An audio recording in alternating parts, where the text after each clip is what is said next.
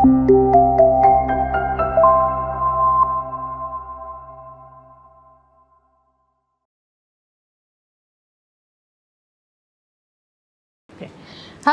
kembali lagi bersama saya Priska Rindia Purnama. Pada sesi kali ini, saya akan merangkum secara singkat terkait Sustainable Business Model Canvas. Sustainable Business Model Canvas, seperti yang sudah kita bahas sebelumnya, yaitu sebuah alat penting yang membantu perusahaan untuk mengembangkan model bisnis yang lebih berkelanjutan. Dalam video ini, kita akan membahas 11 komponen utama dalam Sustainable Business Model Canvas, serta bagaimana masing-masing komponen berkontribusi dalam merancang bisnis yang berdampak positif bagi lingkungan, masyarakat, dan ekonomi. Komponen yang pertama yaitu Value Proposition atau proposisi nilai. Komponen ini menjelaskan nilai utama yang ditawarkan kepada pelanggan, tetapi dalam konteks bisnis berkelanjutan. Proposisi nilai mencakup manfaat sosial dan lingkungan.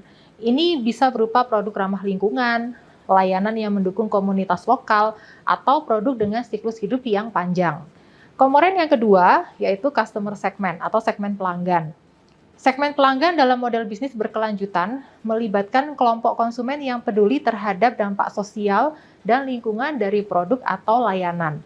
Misalnya, pelanggan yang lebih memilih produk ramah lingkungan, komunitas lokal yang didukung oleh suatu bisnis, atau konsumen yang mengutamakan etika dalam pilihan produk mereka. Komponen yang ketiga yaitu channel atau saluran. Channel dalam model bisnis berkelanjutan tidak hanya fokus pada distribusi, tetapi juga memperhatikan keberlanjutan dalam rantai pasokan. Hal ini bisa mencakup pengiriman dengan energi rendah, misalkan, atau menggunakan kemasan yang bisa didaur ulang, sehingga mengurangi dampak negatif pada lingkungan. Komponen yang keempat yaitu customer relationship atau hubungan dengan pelanggan. Hubungan dengan pelanggan mencakup cara bisnis membangun hubungan yang transparan dan bertanggung jawab dengan pelanggan. Bisnis berkelanjutan seringkali melibatkan pelanggan melalui inisiatif keberlanjutan dan memperkuat kesetiaan mereka dengan menunjukkan dampak positif yang dihasilkan. Komponen yang kelima yaitu revenue stream atau aliran pendapatan. Aliran pendapatan dalam bisnis berkelanjutan bisa melibatkan model-model baru seperti penjualan produk daur ulang, layanan penyewaan, atau layanan perbaikan untuk mendukung ekonomi sirkular. Pendekatan ini memastikan bahwa bisnis bisa mendapatkan keuntungan sambil meminimalkan dampak lingkungannya. Kemudian komponen yang keenam yaitu key resources atau sumber daya utama. Sumber daya utama mencakup bahan baku berkelanjutan, tenaga kerja yang terlatih dalam praktik keberlanjutan, serta teknologi yang mendukung upaya untuk mengurangi dampak lingkungan. Bisnis harus memastikan bahwa sumber daya yang digunakan mendukung tujuan-tujuan keberlanjutan mereka. Kemudian komponen yang ketujuh yaitu key activity atau kegiatan utama.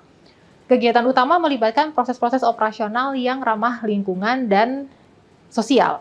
Contohnya adalah produksi yang mengurangi limbah, penggunaan energi terbarukan, atau dukungan untuk tenaga kerja lokal.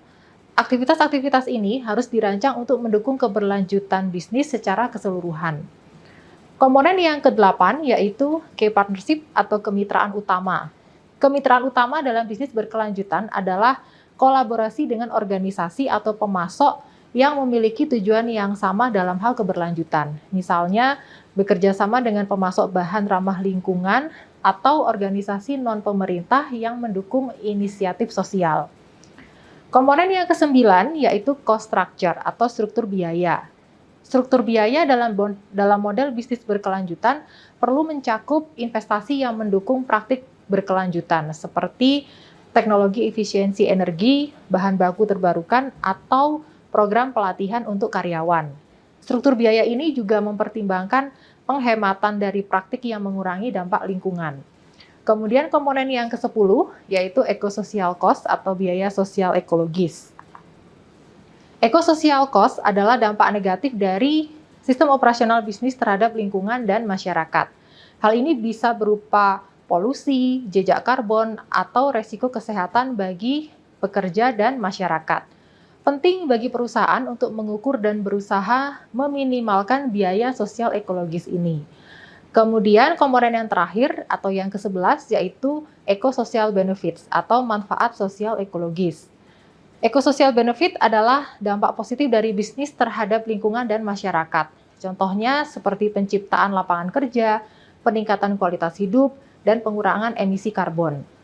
Manfaat sosial ekologis ini menjadi nilai tambah bagi bisnis dan membantu perusahaan untuk mendapatkan kepercayaan serta dukungan dari para pemangku kepentingan.